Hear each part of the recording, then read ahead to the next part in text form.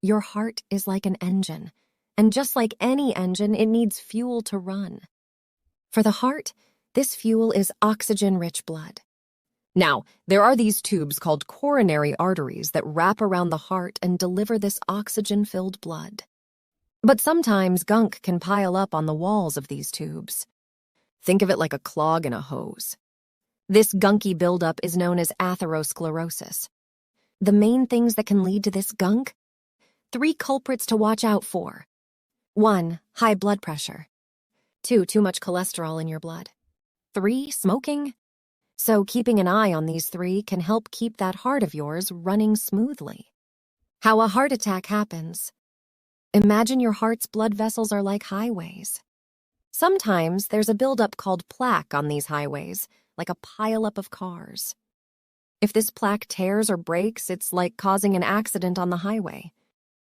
The body tries to fix this accident by sending platelets, think of them as tiny helpers, to the spot. But sometimes these helpers crowd the area and form a traffic jam or clot, blocking blood from moving forward. Now, without blood flowing, parts of the heart don't get the oxygen they need. And just like a car running out of fuel, these parts start to fail, which we call a heart attack.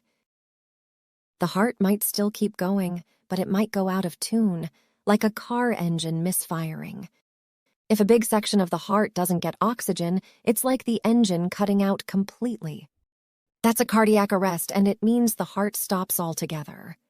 So it's super important to keep those heart highways clear and smooth. What a heart attack really feels like. You know how movies often show someone clutching their chest and falling over when they have a heart attack?